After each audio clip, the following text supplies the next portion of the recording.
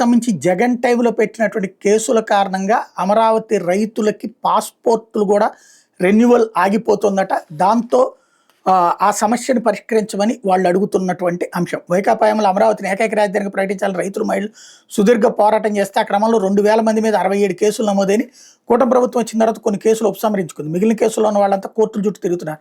దీంతో వాళ్ళకి అనేక ఇబ్బందులు తలెత్తున్నాయి. ఉదాహరణకు మందడం గ్రామానికి చెందిన రైతు ఆలూరు యుగంధర్ ఆయన భార్య రాగలత అమెరికాలో ఉన్న వారి కుమార్తెను చూసేందుకు వెళ్లాలని భావించారు.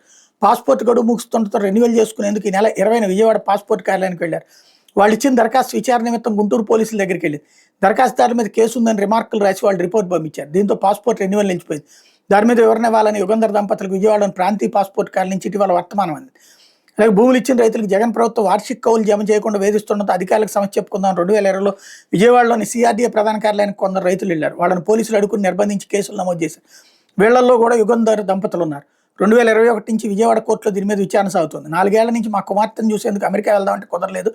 ఇప్పుడు తనకు అనారోగ్యంగా ఉందని వెళ్లాలనుకుంటే కేసులు అడ్డొస్తున్నాయి. నా మీద 41 ఇయర్స్ సిఆర్పిసి నోటీసులు ఉన్న 7 కేసులు ఉన్నట్టు విచారణకు వచ్చిన కానిస్టేబుల్ చెప్పారు. నిందితులంతా ఒకేసారి వాయిదాకు వస్తే కొట్టేసే అవకాశాలు ఉన్నాయని చెప్తున్నారు.